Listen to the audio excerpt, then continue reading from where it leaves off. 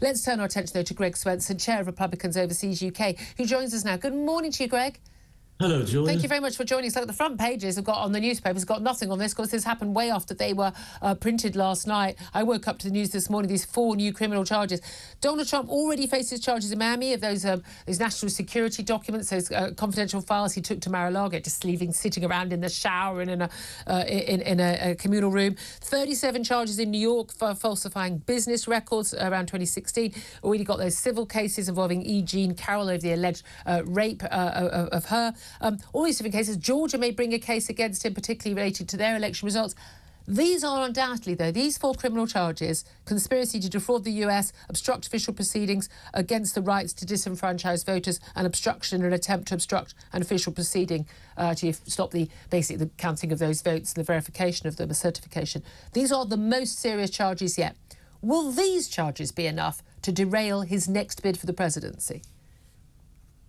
I don't know that it will work in court necessarily, but as these indictments accumulate, it might affect the voters, and that's a shame that all these indictments are being used by the left to affect the election. You know, when I think they should just let the voters decide or impeach him, which they tried twice. But you know, I think the second impeachment actually had some legs to it. They had 57 senators, so that 6 or so Republican senators.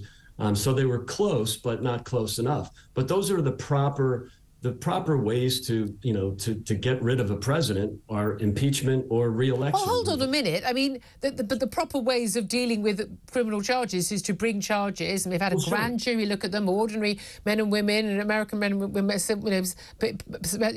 basically residents in Washington, D.C., and allow a jury to actually look at these charges and decide whether criminal action has taken place.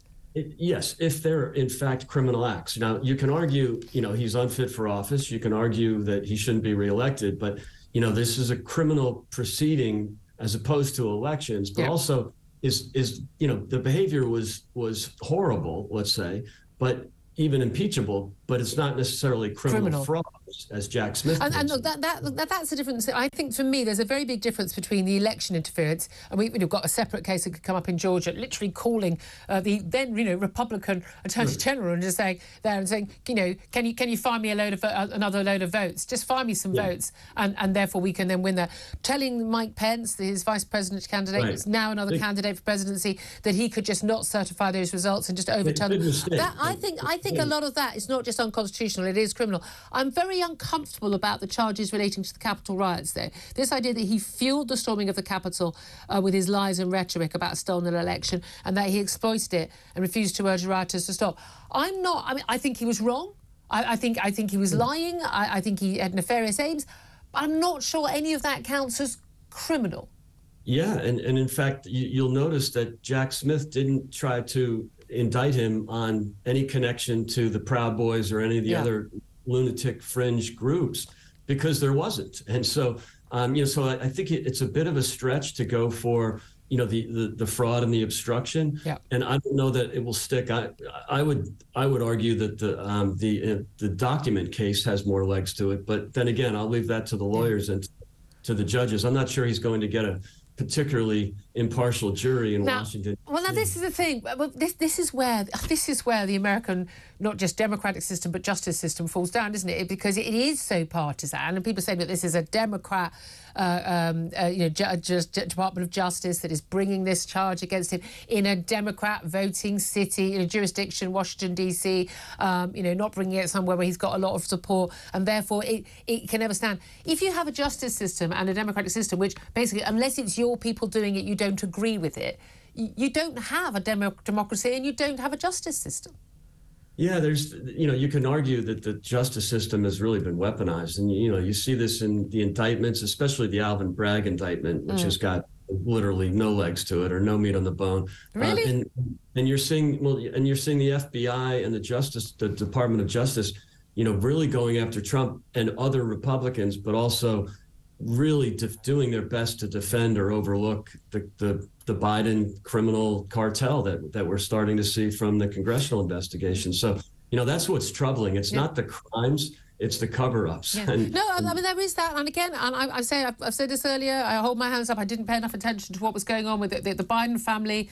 There are just huge sums of money, millions swashing around for quite a long time now, which have got some big questions to ask, and particularly about the relationship with Hunter Biden, that sweetheart deal that he got for his crimes that he's had to now admit to.